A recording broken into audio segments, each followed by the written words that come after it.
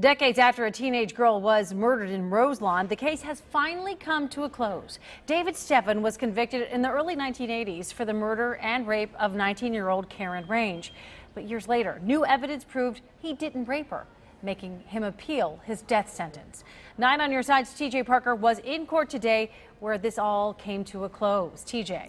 Well, Tanya, David Steffen made his last court appearance at the Hamilton County Courthouse today, learning his final fate after that murder decades ago. Civilized society never has to worry about him again, ever. David Steffen made his final appearance before a judge this morning after years of trying to appeal his death sentence. An agreement was made to dismiss the possibility for the death penalty.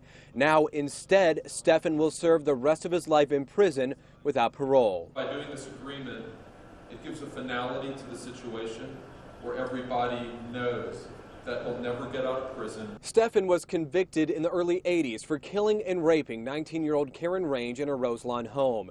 He admitted to killing her, but said he only attempted to rape her.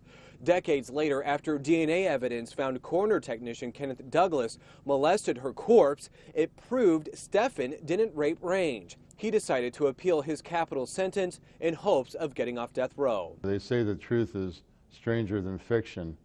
It would definitely apply here. Mark Crumbine has been a criminal defense lawyer in Cincinnati for the past 32 years. Although he wasn't connected with the case, he's familiar with what happened. With the use of DNA and everything, they actually ended up finding out bizarre, unpredictable evidence in the case. Hamilton County Prosecutor Joe Dieters commented on the case today. He says, in part, finally, there is some justice for Karen Range and closure for her family.